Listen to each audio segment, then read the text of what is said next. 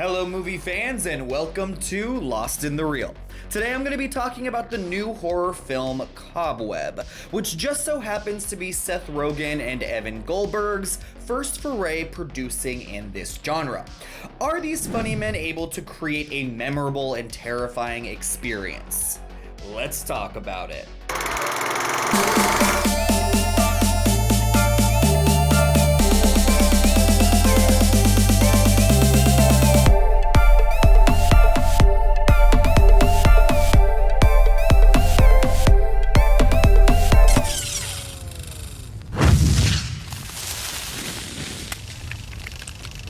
Cobweb follows 8-year-old Peter, a shy boy who is bullied relentlessly at school. But even worse, he is haunted every night by knocks on his bedroom wall. His parents try to convince him that these noises are just his wild imagination getting the best of him. But Peter soon begins to discover that his parents just might be keeping some dark secrets that he couldn't even dare to imagine. I first became aware of the new horror film Cobweb when I read an interview with Seth Rogen talking about how excited he was to finally get to work in this genre, and how when he read the script for this movie, he was blown away by how it was able to redefine the conventions of said genre. I immediately went to IMDb to look Cobweb up, and it became a must-see for me just from the cast alone.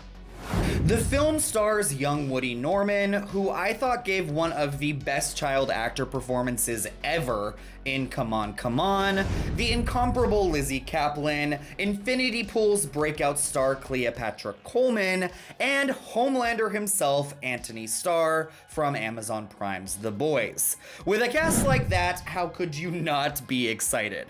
And one thing I will say about Cobweb is that the performances are great, especially from Caplan and Starr, who will send shivers right down your spine as Peter's sinister parents. The movie starts out extremely generic, however, taking well-worn story beats from every recent horror film you could think of, from The Babadook to The Boogeyman, Goodnight Mommy, and especially Scott Cooper and Guillermo del Toro's Antlers. Basically, the movie felt like every other scary flick that stars a young kid being haunted in a creepy house. And I couldn't help but wonder what Seth Rogen was getting on about in that interview, saying that this script was somehow reinventing the wheel. It certainly didn't feel like it. But somewhere right around the 30-minute mark, the movie finally starts throwing some curveballs at its audience, and then I was hooked.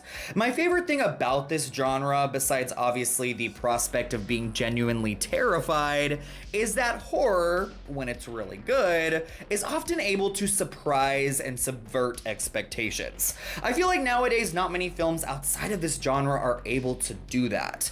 And Cobweb definitely took my expectations and threw them out the window. I wouldn't dare spoil anything about this movie, as it's best not to know much of anything going in, but writer Chris Thomas Devlin is constantly able to shift the story into wildly unpredictable places. This means that the film keeps you on your toes and is slowly able to rack up the tension until it's almost unbearable.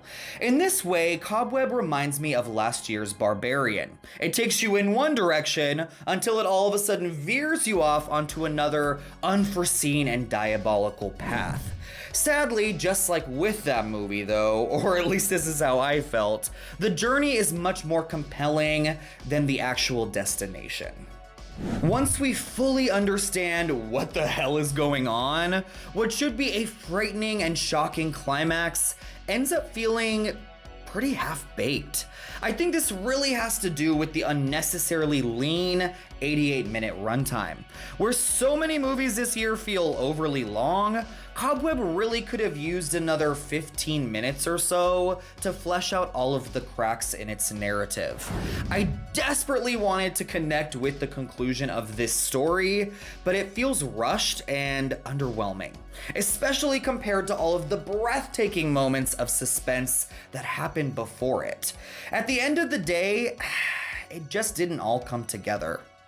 Even so, I do think Cobweb is a fun, atmospheric, and creepy little film, if not outright scary. The studio really missed the mark though by releasing this during the summer, because with its Halloween time setting, it's perfectly produced to consume and enjoy during the spooky season.